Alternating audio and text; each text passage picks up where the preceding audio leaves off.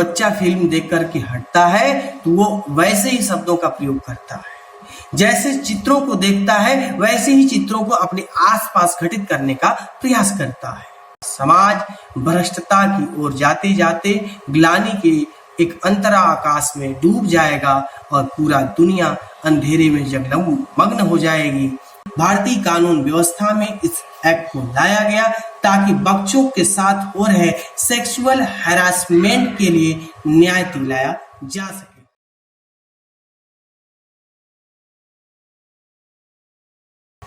दोस्तों नमस्कार, आपका इस चैनल में स्वागत है। तो आइए स्त्री विमर्श की चर्चा को और बढ़ाते हैं और मजबूत करते हैं। और आज का विषय तो हमने बड़ा गंभीर ले रखा है, क्योंकि मेरा विषय ही गंभीर होता है। चिंतन की धारा में नवचेतना को हम जितना अच्छे ढंग से अध्ययन करें और जितने विस्तार से चर्चा करें उतना ही सही और सदिगामी होता है। तो देखिए विषय क्या है, बालिकाओं के जेहन में जहर भरा जाता है। बड़ा ही गहरा आरोप है मेरे तरफ से उन समाज के सभी प्रबुद्ध जनों के हृदय में, जो चाहे वो प्रिंट मीडिया में हो, चाहे वो टीवी पर हो, चाहे वो सोशल मीडिया पर हो, चाहे अखबारों के किसी कोने में हो। मैं सबसे कोई भी तरह का किसी भी तरह का आशा नहीं रखता। बस एक लाइन में कह रहा हूं कि बालिकाओं के जहन में जहर भरा जा रहा है। कहीं न कहीं गीतों के माध्यम से, शॉर्ट स्टोरी के माध्यम से, फिल्मों के माध्यम से, कहानियों के माध्यम से वो सारी चीजें उनके जेहन में भरी जा रही हैं जो नाहक नाहक नाहक है। और इस तरह का मेरा ब्लेम हो सकता है किसी को अच्छा न लगे, लेकिन सच्चाई यही है। और कहीं न कहीं मैं इस बालिक शब्द कहने के बाद मैं किसी एक पक्ष की बात नहीं कर रहा हूं। यहां लड़का हो या लड़की, दोनों के प्रतिपक्ष में बात कर रहा हूं। और सच्चाई है कि जेहन में तो जहर ही भरा जा रहा है। आज जब एक बच्चा फिल्म देख कर के हटता है तो वो वैसे ही शब्दों का प्रयोग करता है, जैसे चित्रों को देखता है वैसे ही चित्रों को अपने आसपास घटित करने का प्रयास करता है। बड़ी सोचने की बात है कि जिन अंगों को, जिन चीजों को हम ढकने का प्रयास अति समय से करते आए हैं, वो अतिरेक में आज खुलता जा रहा है। बहुत ही गंभीर विषय है, बहुत गंभीर आलोचना है कि आज हमारा सभ्य समाज दुराचार बनता जा रहा है। बड़ी दुख की बात है कि जिन चीजों को हमने पर्दे में किया था, आज वही चीजें बेपर्दे हो चुकी हैं। बहुत सी मॉडल्स, हीरोइंस जब स्क्रीन पे आती हैं तो कहती हैं कि हमें फ्रीडम नहीं दिया जा रहा है। क्या सच में यही फ्रीडम है आपका कि आप अपने कपड़े इतने कम कर दो, इतने कम कर दो कि दुनिया सिर्फ और सिर्फ एक ही चीज देखती रह जाए? कितना बढ़िया काम हो रहा है। सच्चाई ये है कि आप जो भी करते हैं उसका जमीनी पर प्रभाव जो है बड़ा बुरा है। आज एक बच्ची का घर से निकलना दुख का कारण है। आज एक बच्ची का किसी के साथ जाना दुख का कारण है। यदि कोई एक बच्चे के सुरक्षा के लिए अगर हाथ बढ़ाता भी है तो समाज के नजरिए में वो दोषी बनने योग्य हो जाता है। यह भी सबसे बड़ा दुख का कारण है। तो कहीं न कहीं जेहन के अंदर जिस तरह की उग्रवादी व्यवस्थाओं का हम लगातार रोपण कर रहे हैं, ये बीजारोपण एक दिन पौधे बनते चले जाएंगे और कहीं न कहीं हमारा समाज भ्रष्टता की ओर जाते जाते ग्लानि के एक अंतरा आकाश में डूब जाएगा और पूरा दुनिया अंधेरे में जगमग्न हो जाएगी और हर तरफ पाप का ही गठरी दिखेगा। और आने वाली हर पीढ़ियां सिर्फ देह अंगों की बात करेंगी और बड़ा अच्छा लगेगा लोगों को सुनने में कि कौन कितना विकास किया है। शारीरिक मानसिक तौर पे विकास कोई नहीं कर पाएगा, सिर्फ आंगिक तौर पे विकास होगा। और जिन गुप्तांगों को हम ढकने की बात करते आए हैं, सिर्फ उसको ही दिखाने का परिचलन शुरू होगा। तो आपकी विकासवादी व्यवस्था को आपको ही सलाम है। तो आइए इन्हीं के साथ बात कर लेते हैं कि मन की जो रोगी हैं वो बालिकाओं को, बच्चों को, छोटे नन्हे आने वाले भविष्यों को देह रोगी बनाते जा रहे हैं। कहीं न कहीं अपने अंदर के वासना को कह सकते कामुच्छा को पूरा करने के लिए इनका दुरुपयोग कर रहे हैं, और ये कहीं न कहीं गलत है, गलत है, गलत है। और इस पे सवाल उठता रहेगा और लोग सुधरे न सुधरे, हम जैसे लोग आवाज उठाते रहेंगे। और एक बात आपसे ये भी करता चलूं कि क्या कभी सोचा है कि इनका भविष्य क्या होगा? दया जो शब्द है ना, वो मर चुकी है। सच्चाई में बता रहा हूं कि दया मर चुकी है। सिर्फ और सिर्फ हमें तब दया आती है जब अपने बेटे बेटियों की बात आती है। इसके अलावा आज का समाज इतना दूभर और इतना गंधर में गंध वाला हो चुका है ना, तो उसके पास कुछ भी नहीं है।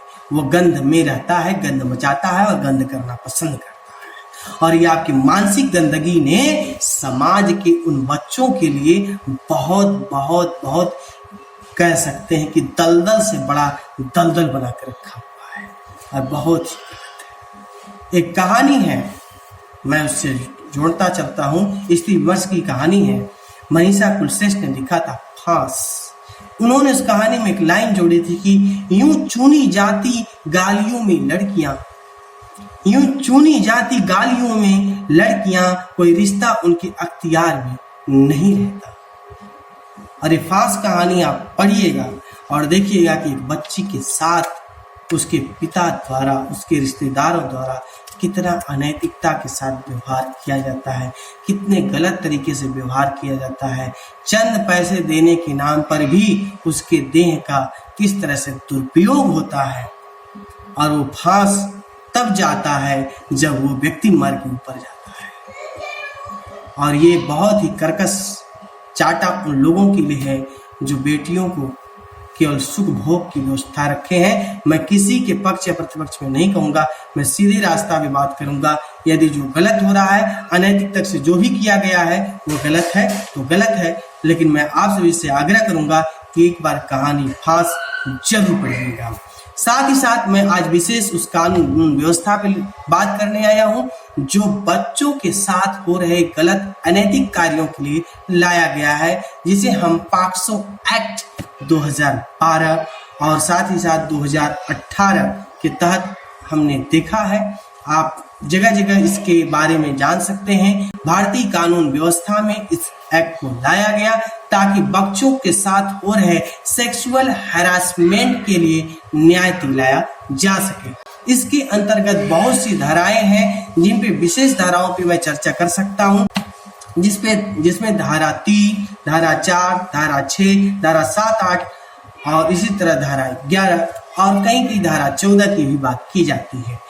कुल मिला के पॉक्सो एक्ट के तहत आपको उम्र कैद भी हो सकती है, कैद हो सकती है, जुर्माना हो सकता है, आजीवन कारावास हो सकता है, यहाँ तक कि आपको फांसी की भी सजा हो सकती है। तो आपका निर्णय है कि आप किसकी ओर जाना चाहते हैं। यदि बच्चों के साथ आप अनैतिक तरीके से कुछ भी करते हैं, खास करके उनके गुप्तांगों से खिलवाड़ करते हैं, तो सवाल आपके साथ है कि आप क्या बच सकते हैं।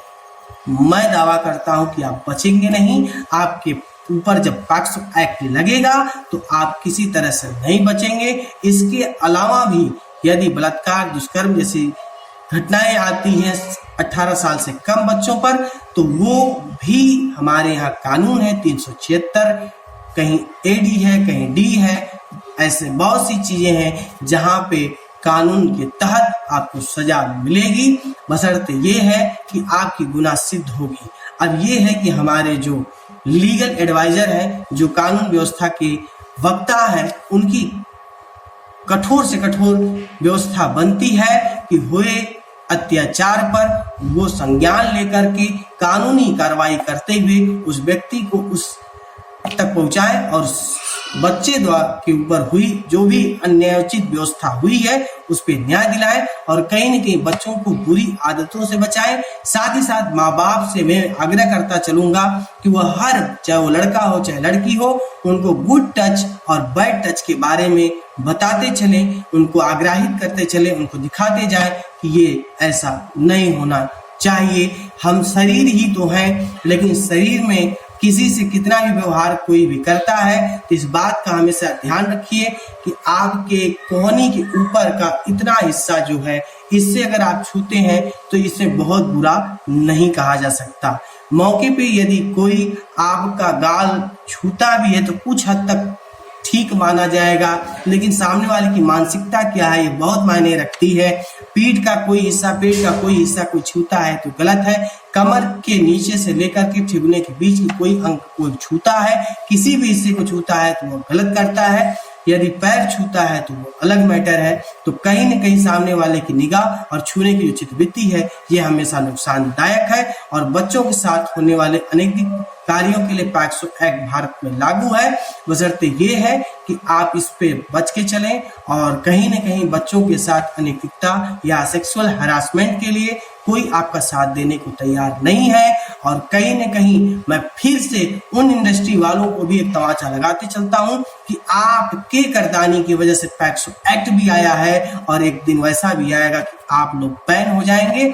और कहीं न कहीं भारत के देश में जो चरित्र जो संस्कार बनाए गए हैं उनको हम लेकर चलने के लिए बाध्य हैं और संस्कारों के साथ देश को बदलना है और कहीं न कहीं नैतिकता का पुनर्विकास करना है और नारी सुरक्षा, बच्चों की रक्षा हमारी अपनी जिम्मेदारी है। मिलते हैं अगले वीडियो में। बहुत बहुत धन्यवाद। नमस्कार।